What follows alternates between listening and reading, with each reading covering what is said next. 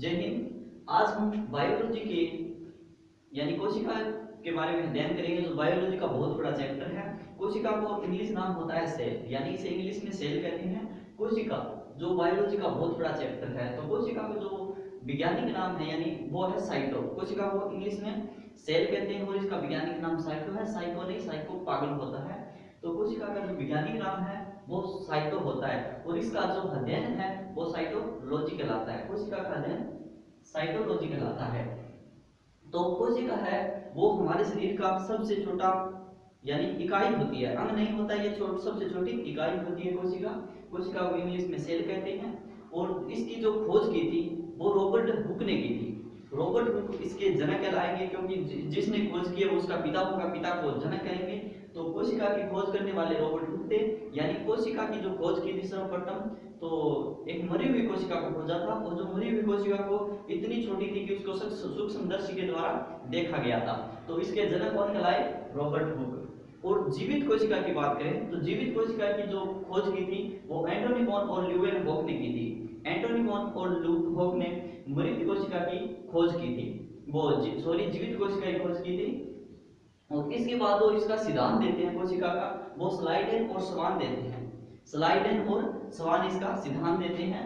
तो जो इसका सिद्धांत देते हैं वो है स्लाइडेन और स्वान। और छोटी इकाई यानी मानव शरीर में यानी पूरी दुनिया की बात करें कि पूरी दुनिया में सबसे छोटी कोशिका क्या है, तो सबसे छोटी कोशिका की बात करें तो माइकोप्लाज्मा पूरी दुनिया की सबसे छोटी कोशिका है। और सबसे बड़ी कोशिका की बात करें तो शुतुरमुर्ग के अंडे की सबसे बड़ी कोशिका होती है।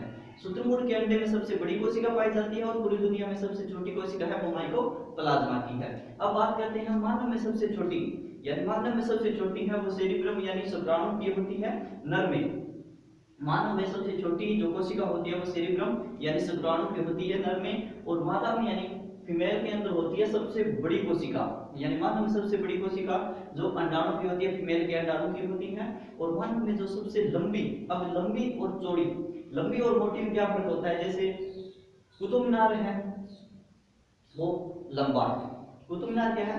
लंबा है। जबकि कुंभलगढ़ की दीवार क्या है? जैसे वो 3 घोड़े एक साथ दौड़ सकते हैं यानी चौड़ी है, 30 फुट चौड़ी है।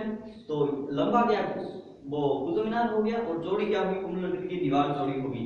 तो ठीक है, वैसे ही क्या होती है कि मानव में सबसे लंबी कोशिका की बात करें तो वो है न्यूरॉन, यानी ब्रेन के अंदर होती है ये न्यूरॉन, जो सबसे मानव की लंबी कोशिका होती है। और मानव यानी विभाजन रहित होती है। एक बात और है कि न्यूरॉन है उसमें कोशिका का विभाजन नहीं होता है और कोशिका का विभाजन नहीं होता, यानी इसको क्षति पहुंचने के बाद आदमी की मृत्यु निश्चित होती है, यानी इतनी क्षतिपूर्ति नहीं कर पाता है। तो विभाजन रहित होती है न्यूरॉन।